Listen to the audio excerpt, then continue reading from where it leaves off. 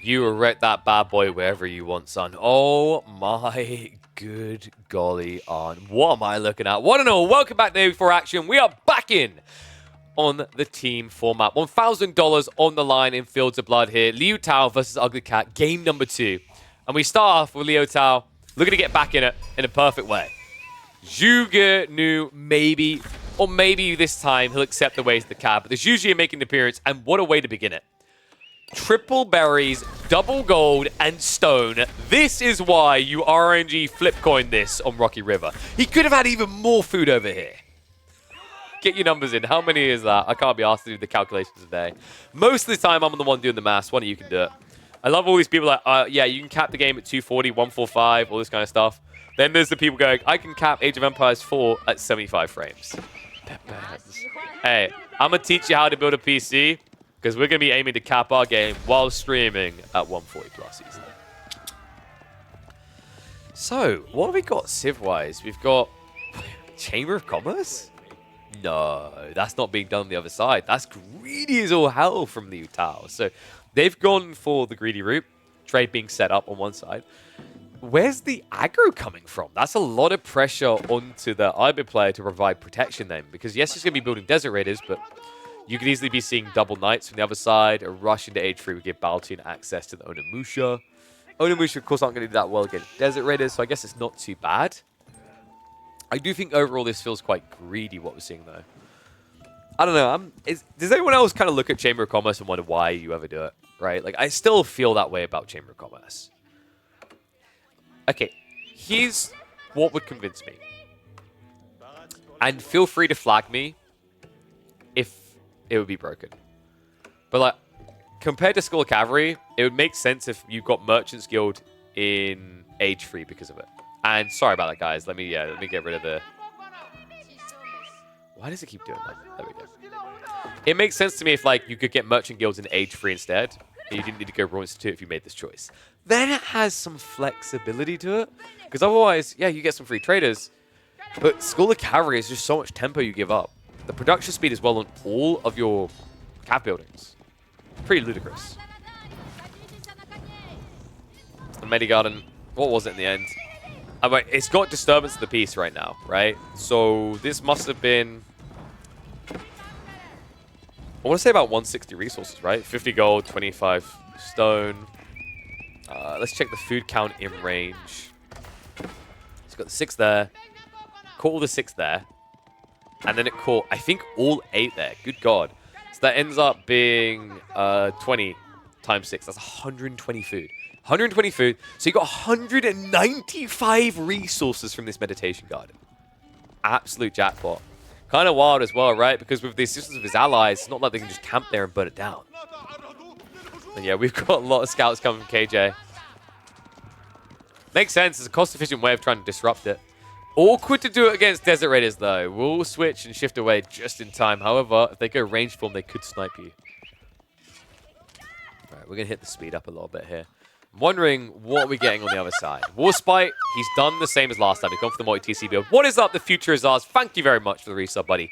Welcome back to Swarm. If you watch this later, why not actually check us out live? You could even get access to those emotes yourself if you drop a sub. Or you could appear in the video, like you just did. Guys, we're not going to be getting Furimba this game, right? Right? No. Because here's the thing. I know a lot of people like that. They're huffing the hoping right now. They're going, Furimba, Furimba, Furimba. Give me Furimba. There's one problem with the idea of Furimba. KJJ likes to win. Sorry, Furimba lovers. It's just the reality check here. I think this time around, Lao Tang may consider going for the Cav. Last game, he played as the Zhu, and he'd done the 4 TC build there as well with Zhu. I think this part was fine. I think the farm strategy was fine. I think the lack of participation was fine.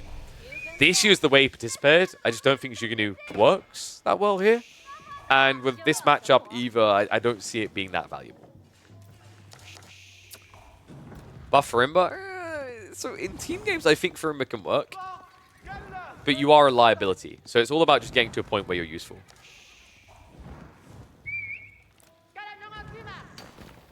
But in 1v1s, yeah, Furimba sucks. It's really, really bad. And I mean, it's going to need a drastic change. It's probably going to need its old behavior back, so it's just an outright buff all around. The tough part is just how good cows are either way there, right? It's like, if you do that, do you then have to nerf cows? I think Malians fundamentally still is kind of a flawed civ. Of all the civs in the game, they may be the most flawed. It's just too much safe resources at home underneath your TC. No other civ brags this style of safety. You know what I mean? Not even sound like English, I think. I am regularly saying that I wish English got reworked. Which, you know, people who say it's noob friendly, I get it, but it doesn't really need a 40% attack speed buff. That's what I'm saying. Oh, did we put predictions up as well? Sorry, Gambaholics, we have to pass this one. But let me know who you think is going to win this one. Liu Tao, press 1. Ugly Cat, press 2. You guys like it when they put their names, their clan tags in as well? It's kind of unique and different, right?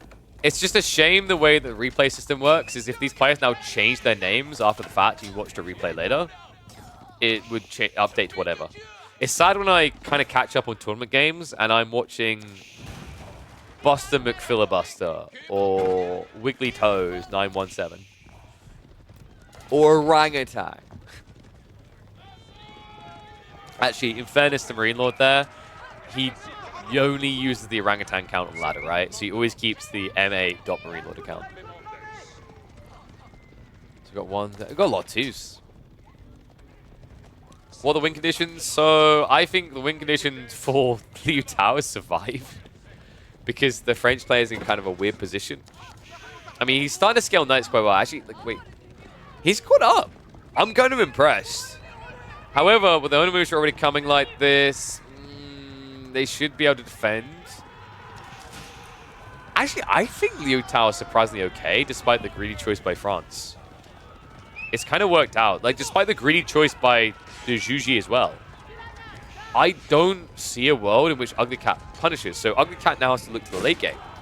It's not bad for them. They've got French Knights. They've got Japanese, which I think are so damn good, no matter what phase of the game you're in. Malians, to me, is still a question mark. We saw it work in the last game, but I don't think it was necessarily because of the Malian pick itself. I think there were better things that could have been picked there. So curious to see what's going to be able to wield in that late game, because I really like the comp coming out from Liu Tao. Liu Tao scale better the later they survive. So I think Ugly Cat were on a timing attack here that has failed. So this is where they're probably going to be able to set up trade. You've already got green putting down the marketplaces. Expect purple to do the same. Or rather, I'd say the more important one is Knock needs to do the same, because for purple, it's all about TC booming. For French, it's usually about trade posts. And why does it keep doing this? Apologies, guys. I need to create another scene. I'll have to do that at some point. Is this a replay? No, it's just they have similar draft to the last game. Remember last time they were in Hillendale. Oh, give me a sec, guys. Blood is rushing to my foot because I just put it down on the floor for a sec there. It's really exhausting keeping your foot up on a stool. You know, it was like, yeah, just rest your feet. BS. Wall Lord temp there. It's going to be a wall nuke.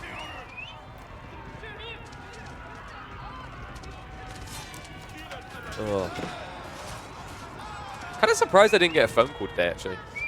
NHS standards, right? So I'll probably get that tomorrow or Wednesday. For those who's tuning in, basically I'm waiting to hear if I need surgery. Yay, me.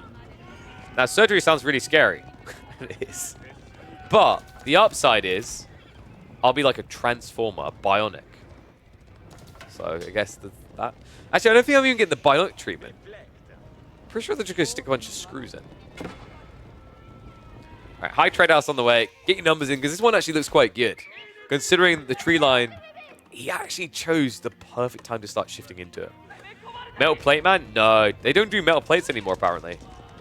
Well, not often, from my understanding. So, like, I was worried about air support security, and I was told that, like, they won't trigger the metal detectors.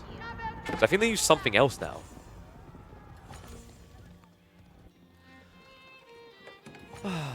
I do think I'm going to miss climbing, though. My goal is to try and not to get chubby, because, like, okay, so positives, I chose a time of the year when there's not many physical events in esports, so I don't necessarily have to decline gigs, chances are lower at least. Negatives, I chose a time of the year when we all tend to put on weight, and I can't do certain forms of exercise. I think Fat Pigeon's coming back, chat. Oh, no. And then I'll lose my Protein Works sponsorship because I was like, sorry, buddy, we like to fit enable you. We like to enable that version with our whey protein and diet extremes. You can get them yourself, by the way. Explain what Protein Works. You didn't see that coming. Oh, they use magnesium bolts. Okay. So what kind of bolts are these Onimusha using? I'm not going to lie. They don't look that scary. When you look at the arch they have with their arrows, you're like, wow, that penetrates armor. Okay. I guess we're just all wearing plastic. High trade house, 140. So that's not too bad. It's kind of on par with what you'd normally see. Paltin, meanwhile. Ladies are counting pretty high, but Xi has done a good job of keeping pace. In fact, multiple points, he's had a slight edge. Kind of like this from Xi. He done it last game as well, where he laid in just a few horsemen. Because if this ever turns into a Japanese mirror, it gives you an edge. The problem is, Warspite, as the Rus, has so much effective HP there with his own, with just Boy's Fortitude, it's proven a problem. Grenadiers are now arriving, by the way. Remember, that did get buffed, so you can now build them into Castle Age. I don't know if you really want them this early, but it seems like Lao Tang has taken a very different approach to this game. If you guys remember last time, it was just boom, no presence. This time around, they actually have a fourth member on the Utao in the mid game.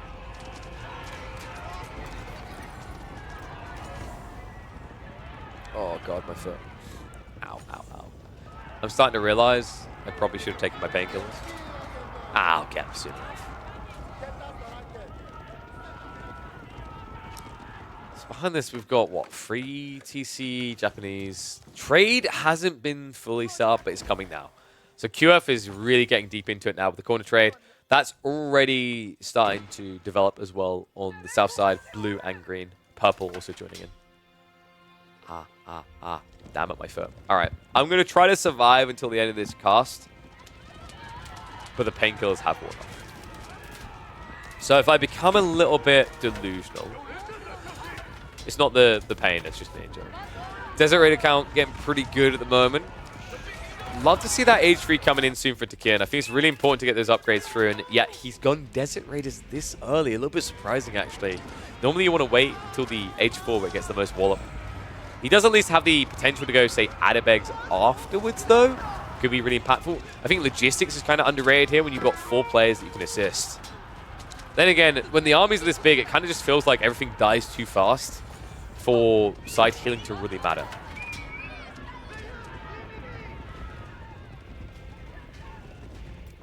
It's going to be shot behind the walls. Walls which are starting to layer up, but...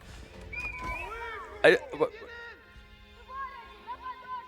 like how there's just like no trust here in some areas. I was about to say, I love how straight, just raw straight Liu Tao's wall is, actually. You can tell they play together. Oh god, this is going to be a long game, isn't it? I can tell. I knew it was because it's Rocky River. You just... That's enough info in itself. Lao Tang is going to try to push into end, though. I'm at least happy that he's playing the H3 instead of just rushing H4. Hopefully he does something more cav-related when he gets there. Because I think he will eventually get there. KJJ forced to the defense, but the Shuganu Spearmass. So much damage already done to the Sarin trade network. Tech up completes. Knock Knock makes his way up. Mirrors are coming in, but check this. Lao Tang is now going for that H4. Really big deal, though. He goes to the Temple of the Sun, so the movement speed is going to be there immediately for this forward army. Oh my god, oh my god, oh my god. I'm putting my foot down, I'm putting my foot down. That wasn't like a metaphoric statement. I'm literally putting my foot down. I probably shouldn't, but screw it. It actually hurts to keep it up. Well, you guys need to realize the way I'm tilting around at an angle just to try and cast. What's up, Joro? Thank you very much for the Prime sub, buddy. See? Joro gets it as well. That's literally what I already said. Caster gets cast.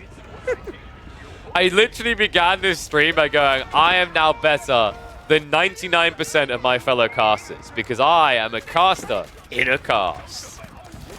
Just double the cast. Double the fun? Maybe. Horseman now wrapping around the backside. This could be a good pincher. The problem is there's still 18 spearmen in here, so it needs to be a coordinated effort if they want to sandwich this army. mean, it's going to be becoming a little bit discombobulated here. Onimusha are able to pick away at this. The Jugunu do have the extra range, but Onimusha is still the 0.5 advantage. And the Horseman blocker coming in, back around. The Ringy Ring of Rose is complete. The Spearman just slightly out of position leads to a loss of Loud Tank's main army. Onimusha reinforcements now arriving from pink to assist red, but he's pretty much dead at this stage. Forward army is going to be lost. However, keep in mind they're taking this attack to the enemy base. So yes, army white, but no immediate counteroffensive. And on top of that, I think there's an opportunity now for Liu Tao to set up stone walls. I'm a bit surprised it hasn't happened yet.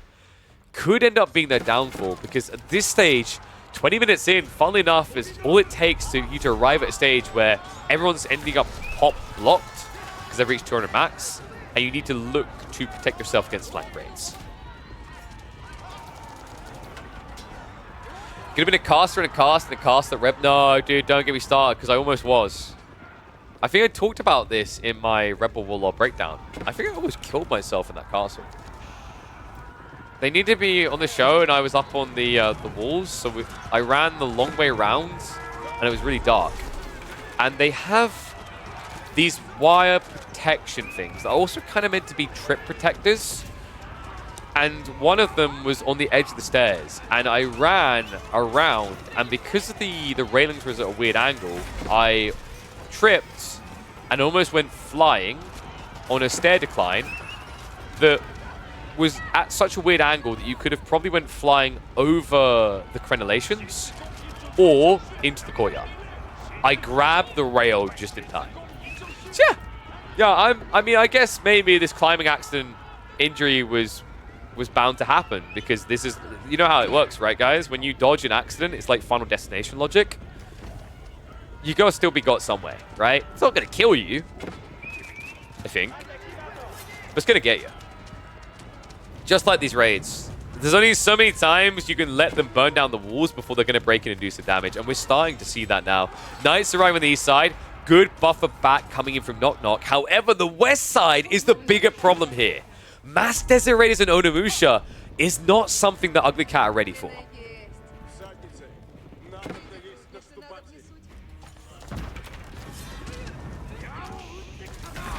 Could have been a caster and a cast if you were born in India. Yeah, but I wouldn't have been in a castle. But what you could have been is a caster in a cast called Cass.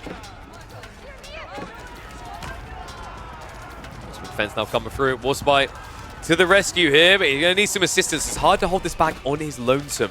Desert Raider count is getting worrisome large. Walls are coming in, but it's still no stone warding. Remember, they can't get that from Warspite.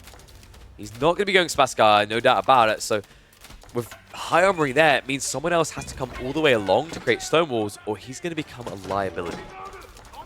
Yeah, this is looking really bad, actually, for Ugly Cat. I don't know what their out is right now. Liu Tao is the right call here, setting up the forward base. With an infantry comp, even with the Divine Haste, you need that gap close. The upside, at least right now, for Ugly Cat is the trade hasn't been reached. The moment that gets hit, this is over. So that's probably what's keeping hopes alive, dreams alive here. As we know quite often, folks, for anyone who's just began it on the beach, getting a massage, only to turn around and notice it's an 8-year-old lady, dreams can quickly become nightmares. It's just a matter of perspective. I'm sorry, what? Knights now coming in. Onimusha trying to hold. We have got the rocket launcher Shogunate Castle. However, there's nothing really stopping him from diving by this. Right, once again, the lack of walls is going to get them killed at this rate. KJJ is at least trying to make up for it. He's walling right to left, but it's so much effort when it's you on your own. On top of that, there's now a proxy base in the way that's making it almost impossible to get that efficient wall around.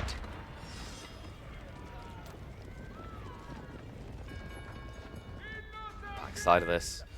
Trade being leveraged by, I think, every player. I think even Japan has joined in. Yeah, so they've got some good civs for it, right? You've got the Malians that get the taxation, then you've got the French, which are phenomenal with the merchants guilds. Other side, it's just merchant guilds, nothing else that really benefits here. Guys, imagine if Dali horses allowed you tax, or no, allowed you to trade 20% faster. No, I'm not going to go there. It technically makes your drop off of gold 20% faster, which doesn't matter at a 0% rate. Up coming in. Javelin's trying to hold between the two landmarks here. The Onimusha aren't being fixated upon, so they're still kind of maximizing their DPS. The worry I do have here is not Baltoon's first wave, it's the secondary. If this army gets wiped, he won't be able to afford a replacement because now his farms are getting guided out. Still, important that they don't give this over. They have to hold this very point because if they do fall back any further, the trade is going to get intercepted. A little bit surprised, by the way, they haven't been trying to trade with the neutral post. Yeah, why, actually? Because, wait, what? KJ, come on! He's like, you got to wall, guys. Wall is really important. I'm going to wall for all of us.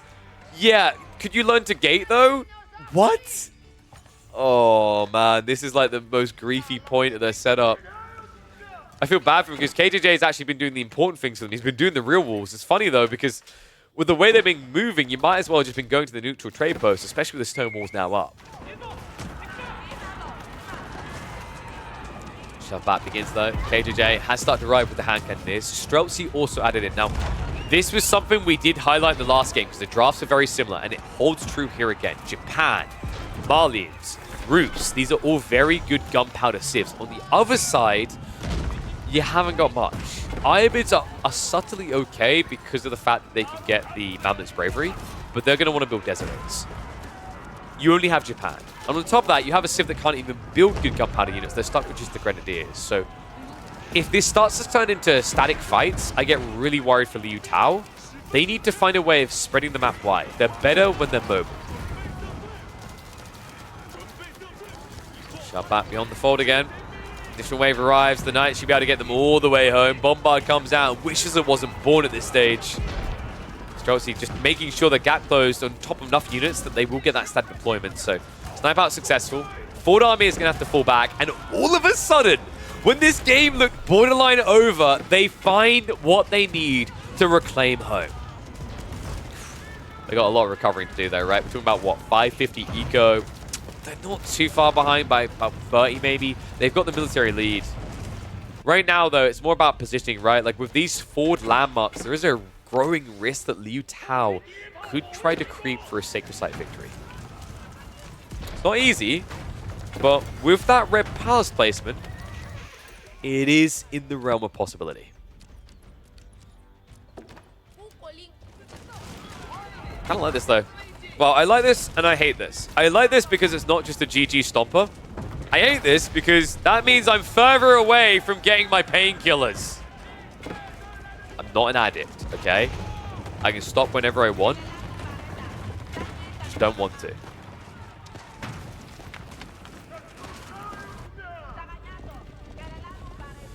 My mass is at least getting big, but remember, guys, this isn't Imperial Age, and I'm a bit worried about that particular detail, right? QF is more prep now. He reached Imp. Knock Knock starts to look like a liability, so they need to sling the resources. They just done it as well, so we'll build his way up with his own Red Palace. Placement is not going to be great, though. Protects the trade, but doesn't really do anything about this growing Sacred Site threat. Ow, ow, ow. So at this point, I'm like pivoting my ankle left and right in a cast, and I don't know if that's making it better or worse. I'm looking for that spot, you know? Also, it's getting tingly, and I don't know if that's because of the pain or because of blood.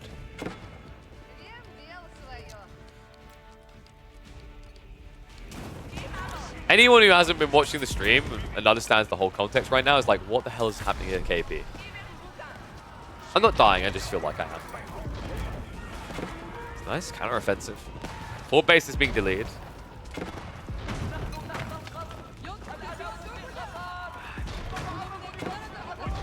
It's kind of funny how when you get into team games, Japan essentially builds all the units they don't in 1v1s. And they don't build all the units they build in 1v1s. Right? I mean, some civs are like that, but I think Japan's probably the biggest extreme I can think of. Right, like French, sure, they're going to only build knights, but they'll build knights in team games and 1v1s, you know. Shuganu will appear in both. Camel Archers now appear in both. Why Japan don't build Onimusha in 1v1s? Because the Mounted Samurai opening is just much better. If your Castell's rushing, Mounted Samurai do more. One Mounted Samurai does 3 times more than an Omusha will, right? It's all about the logic of what you do with the units you have. That's why I said the Chamber of Commerce, I'm never a big fan of it, because you're giving up a really aggressive timing on your first knight. The first knight is much more impactful than the second, the third, and fourth, right? And individually also, like, these units are much harder to counter, right? Like, one mounted samurai, even if it runs into its counter, can win. One Onimusha runs into its counter, it will die.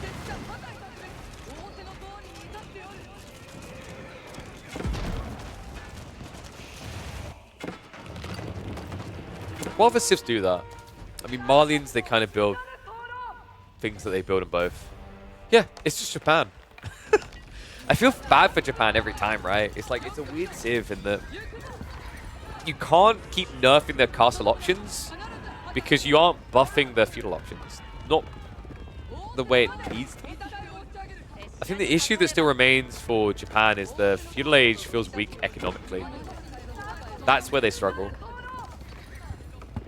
One of these days, though, they'll be OP. And when they are, I've stolen a draft flag from Red Bull Wallalow to wave. Dive coming again. Apologies. Frame rate's a bit low. We'll be fixing that in the coming weeks when we build a new PC. Actually, I don't think the frame rate will be low for you. Selfless Me has set it up so that you guys get 60 frames and I get whatever's left. I'm casting a slideshow right now. Overdive from Altoon here, not ideal. Onimusha really need to be keeping their distance. However, it's a trade-out. Get rid of the crap unit, get the good unit. More hand cannon is being built. As soon as I say that, though, he's actually queuing up additional Musha here. Shotback continues, but I mean, Liu Tao, look immovable in the center here. Guys, are we taking notes? Because this is the thing that I beg for, whether it's 1v1s or team games. Liu Tao fully gets it. Proxy bases, central bases. When you take a win, move your production lines forward. Don't be that guy queuing up golems from a racks in the corner of the map. That's how you lose games. Right? When you're in a game and you're like, I don't get it. I was just winning so easily in my base. Part of it's defender's advantage, but part of it is really the lack of full production that we see in a lot of games.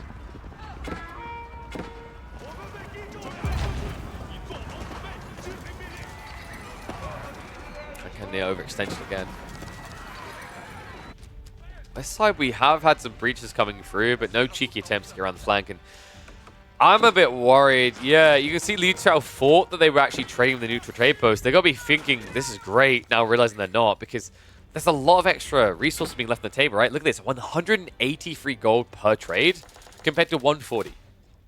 That's a pretty lofty increase, right? It reads like 20%, but it's slightly more because you're also trading diagonal instead of horizontal.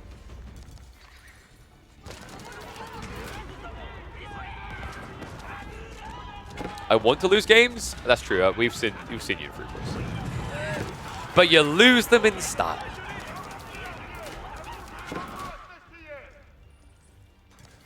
Oh wait, what kind of farm style do we? Hey, we got a triangle boy, a loose triangle boy. All right, one's if you're the person that builds 3 granaries clustered together in a triangle. 2's if you're the 1 granary type people. 3's if you build granaries like this. Kind of curious.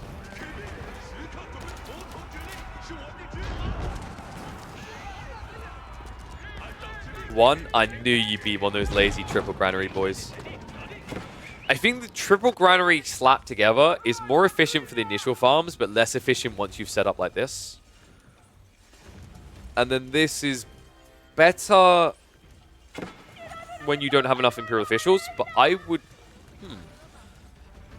would wonder if maybe for China actually the 1 granary setup is probably better, whereas for Zhuji, because the Divine Haste doesn't affect villages, but Yuan Dynasty does affect villages' movement speed, like you have to do either this or the cluster, whereas 1 just doesn't work as well, which feels bad because obviously you get additional taxmen as Zhuji, so you feel like you should be able to get away with like just, you know, supervising 1 granary, but I'd argue, yeah, you have extra taxmen, so why not supervise 3?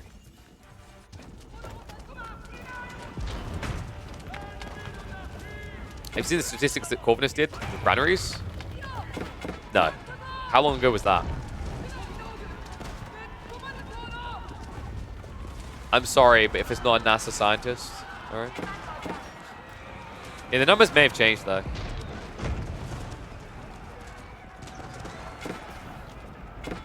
how. There's so many tiny changes. There's something probably impacted. Also, another thing to keep in mind, you're about to say how as if weird things don't slip through that are unintended. I will remind you that we now live in a time where for some reason chemistry still buffs siege ships. Wait, do we have a wonder?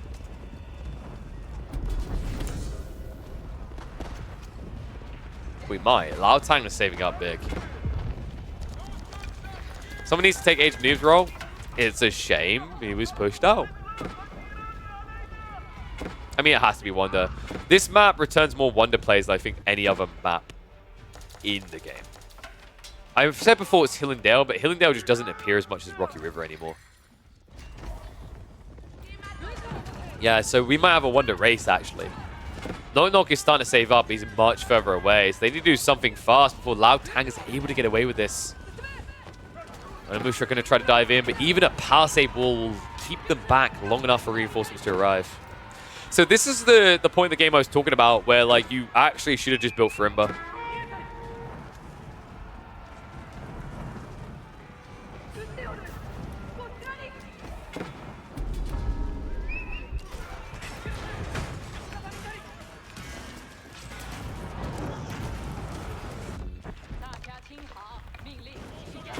Can I be Anubis lawyer? I'm sorry, do you know how many players in the Age of Empires 4 scene have broken NDAs without repercussion?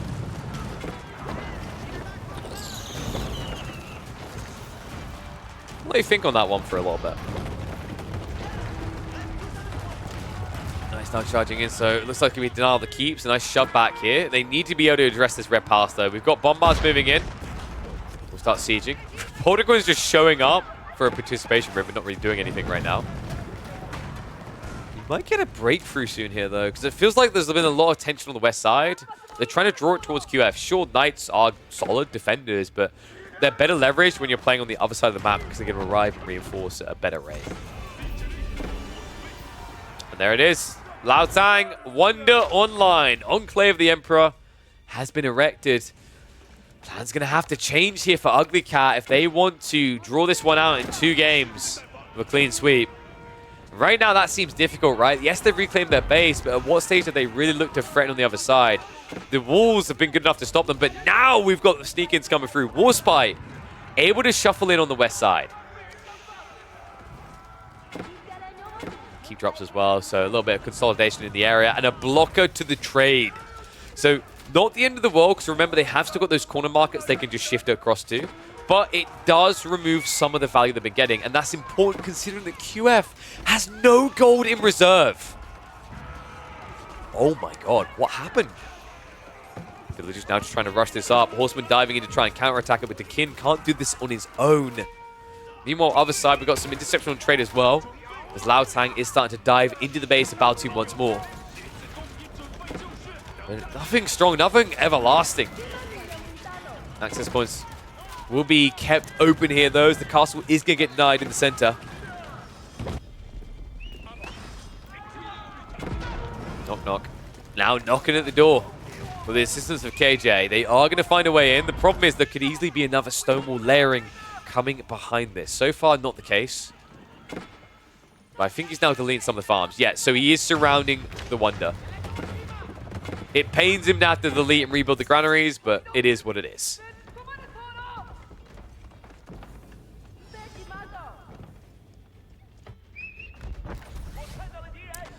Shout out to Phyllis Burdo for reminding us how tough it is to live in America with the state of the healthcare system and opticians' appointments being very expensive. Because, as you like to point out, the team that is winning is trading, which is true. But both teams are trading. And one of them is trading at a power of over 2 times the other. Losses aren't cheap, folks. Oh, this is a blocker as well. He's getting in position for it. Outposts are at least being built by Dekin, but that's not an impressive defense here. He needs some assistance on this flank. I mean, maybe they just don't think that the gold matters, but you've got a French player, you've got a Japanese player. Like, these civs live or die by their gold access. Could go for Veins as a backup option. But there is some shove back there as well. Byzantine is starting to prowl around this area. It's denying some of the gold veins. Central ones have mostly been tapped. There is one remaining on the flank over here for red. Outside that, there's really not much left in their purview. Just that nice. Knock knock! Who's there? The big boy Ray. 12 minutes till a wonder victory. But they're making good strides here. Knock knock, able to get on the backline economy. A blocker to the trade as well. And a ripple effect, there's no doubt, going to knock into the neighborhood bases. Army's quick to react here. G mobilizes the cavalry to try and funnel them in. Second wave is following through here. And I think this is going to be knock knock, just burning down the marketplaces to try and reset the trade. A bit unnecessary though, right? They've already blocked trade on the west side. Then again, it is being recouped. So I guess they felt a necessity to make this move. This many knights, he should have enough time to burn these down before he gets wiped out. Or you could burn 90%. This is pretty hard, actually. Elsewhere, forward infrastructure is being forfeited, though. Warspite's second wave, targeting the production waves of Dekin on the front line. Problem is, at this stage, because of the Wonder choice, they don't need production on the front line. So what it helps you to progress taking out these forward buildings, it doesn't get you the win. You're the one that now needs to dive deeper.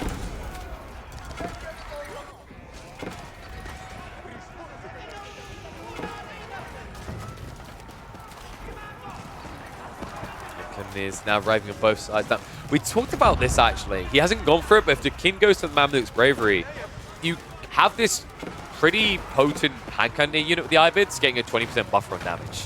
And remember, ever since the change with hand cannoneers, they don't get that plus from chemistry anymore. Serpentine powder is unit specific, which means you can actually trade favorably into Streltsy. Because the Sultan's Mamluk, the bravery, isn't unit specific. You kill a unit, you get a buff. Again, just back further. It's crazy, man. I don't see the way right now for Ugly Cat. I mean, like, what is your way in at this stage? It feels like they're all attacking different angles. I get it, because if you all go to one location, your opponents will do it as well.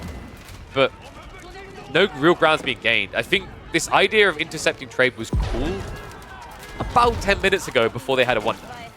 Now, they should have enough resources to hunker down. I was a little bit worried about Kiev's gold state. Doesn't really seem to be hurting him, though. And even if you hurt him, right, you've got a player who's going Horseman, Juganu, you can afford that ad infinitum. Desert Raiders should be somewhat affordable, even with a lack of mass gold. Onamusha would have been a bit worrying for G, but with what your opponent's building, a lot of the time, Horseman would have filled the role. Might clash on the east side. We have got Republicans arriving. There's the massive Mustafadi Gunners as well. Freeman leadership is also there, so the mobilization to keep chasing onto this. And a forced retreat. Here's QF. Forced to engage with a few too many players at once. However, elsewhere, we're seeing ground given over again, rather, as Lao Tang moves in. 9 minutes now away from a wonder victory. And it seems all progress that was made by Warspite is just gone. Hey guys, we're 42 minutes into a game of trade on Rocky River. I think it's time for me to have one of my rants about how trading with teammates is not a productive element of team games. I'm going to keep it short. That's literally at this time. Oh, okay, one more statement. It needs to be nerfed. Hard. It's pretty dumb. Look at army count. The problem with the army count is their reinforcement point, right? Like, Onamusha are coming all the way from home. The proxy bases are being set up by Warspite are being pushed back. They don't really have the full power of this military force, right?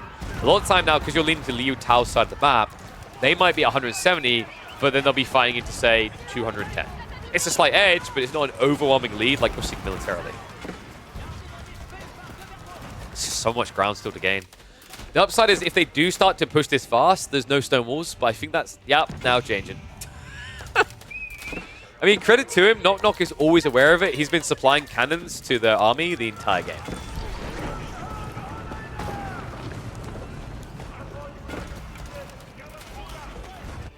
This side, we have got Horsemen now breaking through. Like this from Warspite, you need to know what you're up against. Where are the walls? Where is the entry point?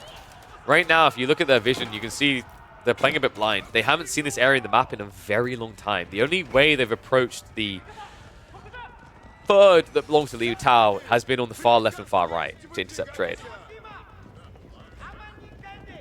Other problem with what Ugly Cat are doing here is they are kind of burning their reserves quite quickly. And militarily, like, this can only hold up so long, right? Wait, Britboy, dude, like, the timeout was for 15 minutes, I think. You've been gone for, like, almost 2 hours.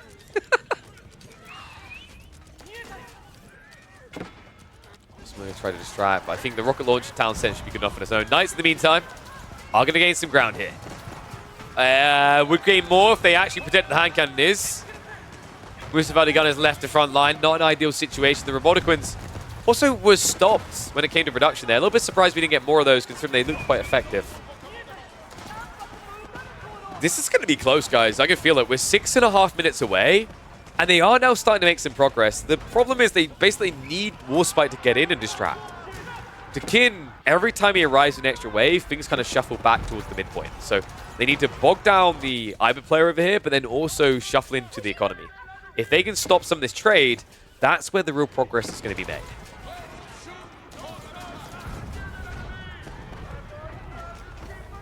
More's going up, and unfortunately Lao Tang is starting to realize he may have been a little bit greedy and late with this. And Cannoneers will be able to deny it, so there is going to be an opening on the east side here. 6 minutes to go until that wonder victory is complete. Trade count 225. They almost have more traders in this game than they have villagers now. Ugly Cat.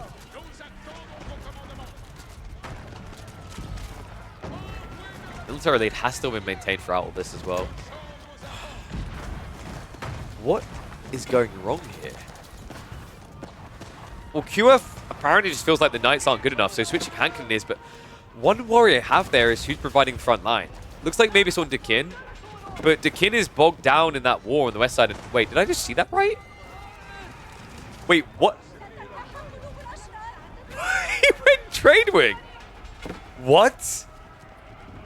Why? Over Ayyubid? Alright, they're going to lose this game.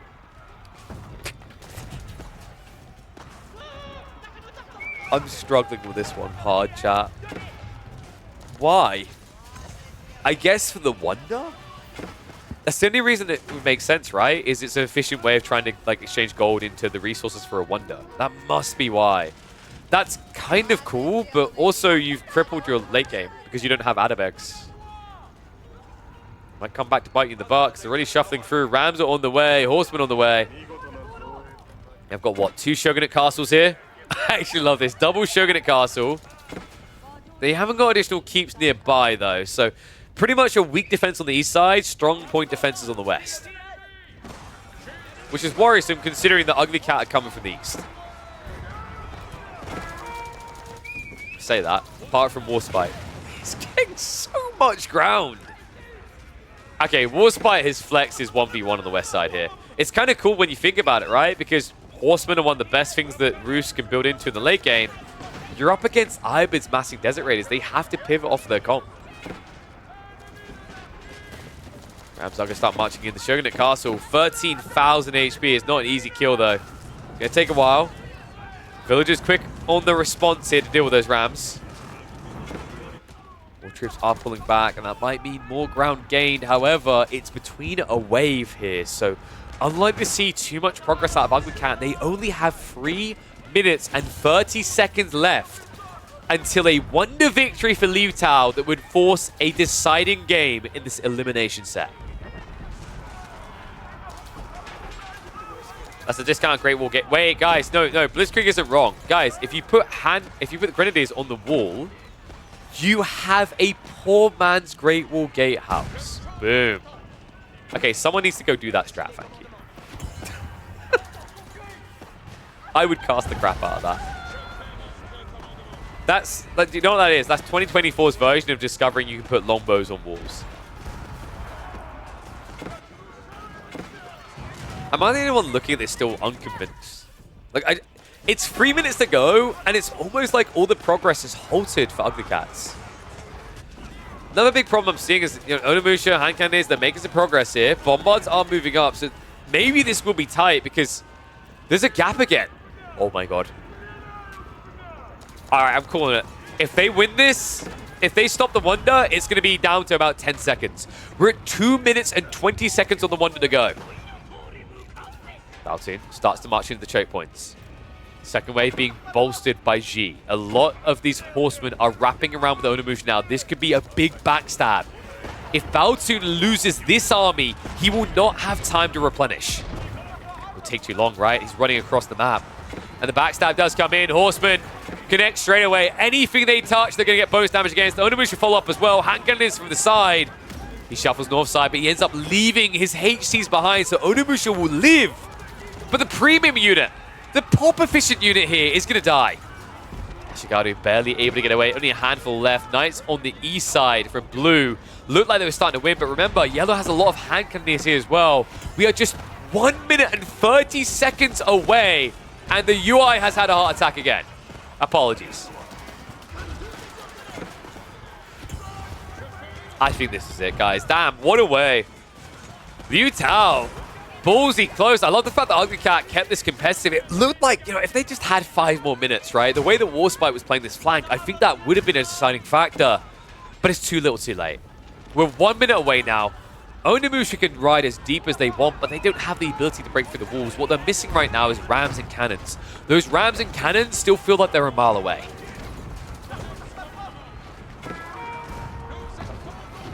Also wasting time on TCs, I get it. He needs to open the choke points, but he's got no time to work with. Knock Knock just needs to send it right now, but Lao Tang is already beating him to the punchline. The villagers are pulled. They know at this stage they're all in. It's not about having an economy left alive. It's about throwing bodies onto the fire. Some World War II Russian level strategies here with full Stalingrad sending it. Bodies as body bags to be sandbags in this situation. To slow it down just a few more seconds to get Liu Tao on the boards in this elimination series. 20 seconds away and not a hope in hell left for Ugly Cat. It will require a third game here in Fields of Blood.